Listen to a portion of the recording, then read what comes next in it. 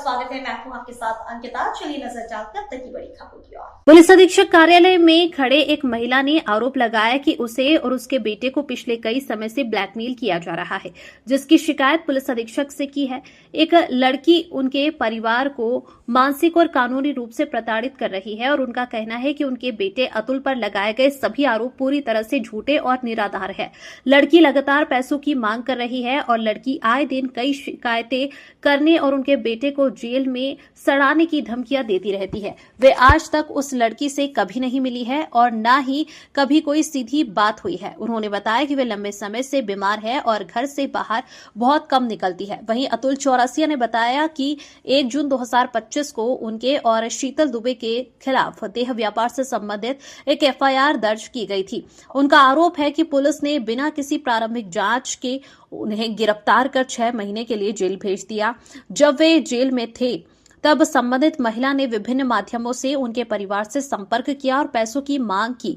वहीं अतुल ने बताया कि वह सामाजिक और राजनीतिक रूप से सक्रिय है। उन्होंने स्पष्ट किया कि वे इस महिला को ना तो जानते हैं और ना ही वह कभी उनके होटल आई है।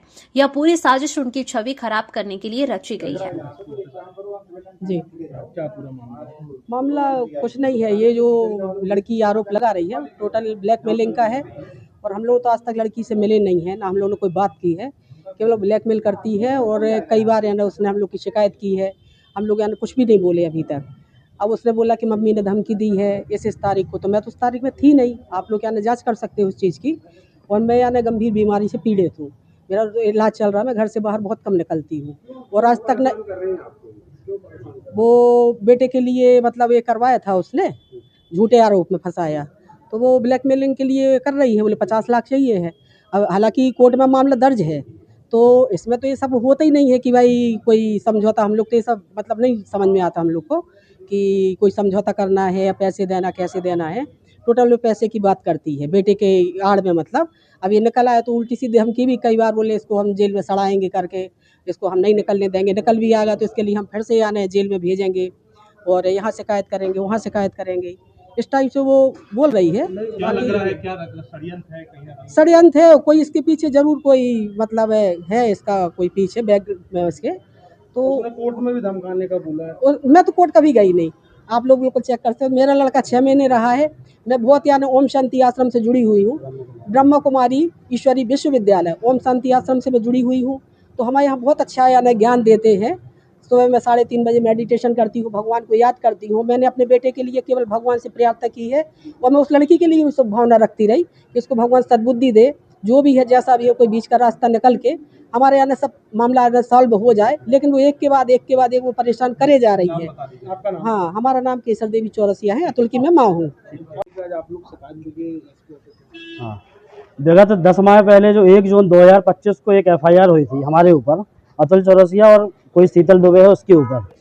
ये जब एफआईआर हुई तो बिना किसी जांच के, बिना कुछ भी करे हमको अंदर करके और हमको जेल में कर दिया गया। हम 6 माह अंदर थे। इसमें क्या, इसके बीच में क्या, ये महिला कैसे हुई, क्या हुई? इसने पैसों की डिमांड बीच बीच में घर वालों से की। इसने जब जेल में थे तो किसी अन्य माध्यमों से जेल में ही पैसों की मांग करी। पहले 25 लाख रुपए मांगी, फिर उसके बाद 50 लाख रुपए मांगे कि तुम लोग 2 लोग हो, 25 लाख रुपए दोनों दोगे तब जाके हम राजीनामा होंगे और हमको पैसे दोगे तभी हम राजीनामा करेंगे। बल्कि हम लोग राजीनामा की कभी कोई चर्चा की ही नहीं।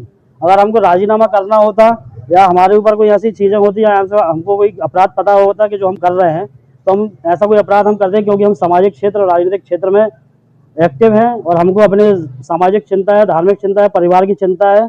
इस प्रकार की कोई भी गतिविधियां हमारे द्वारा नहीं की गई और ये मामला कोर्ट में चल रहा है। प्रकरण विचाराधीन है। कोर्ट जो भी निर्णय करेगा हम स्वीकार करेंगे।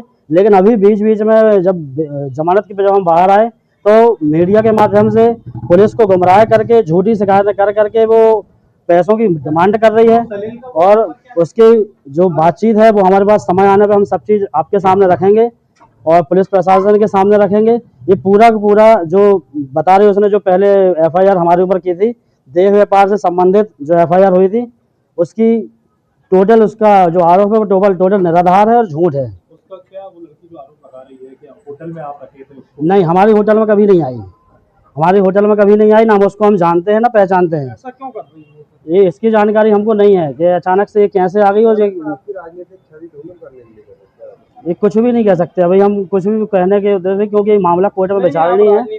हम हाँ बीजेपी भाजपा के हम मंडल अध्यक्ष थे हम उस समय, और ये मामला राजनीतिक और कुछ भी हो सकता है, हमको इसके पीछे का कुछ नहीं पता। लेकिन ये जो महिला है ये चालबाज महिला है, और इसके क्या रहे हैं हमारा ये जाना कि हमारी माँ के ऊपर जो इन्होंने फर्जी रिपोर्ट करके, और कल हमने जो मीडिया के माध्यम से देखा, पेपरों के माध्यम से, कि धमकाने का आरोप लगा है। जिस तारीख को ये घटना बता रही है उस तारीख में हमारे टिकट हमने दर्शाए हैं कि हमारे परिवार के लोग घर में थे ही नहीं। जगन्नाथपुरी जी की सब लोग यात्रा करने गए थे, दर्शन करने गए थे, उस तारीख में कोई नहीं थे। कोर्ट सिर्फ हम गए थे पेशी में, और हम उससे कभी बात नहीं किए, आज तक कभी उससे हमने बात नहीं करी, किसी भी माध्यम से हमारी उससे कभी बात हुई नहीं। तो आपका नाम? हमारा अतुल चौरसिया। मंडल अध्यक्ष हैं, उन्होंने शिकायत दी है आपको, किस तरीके से?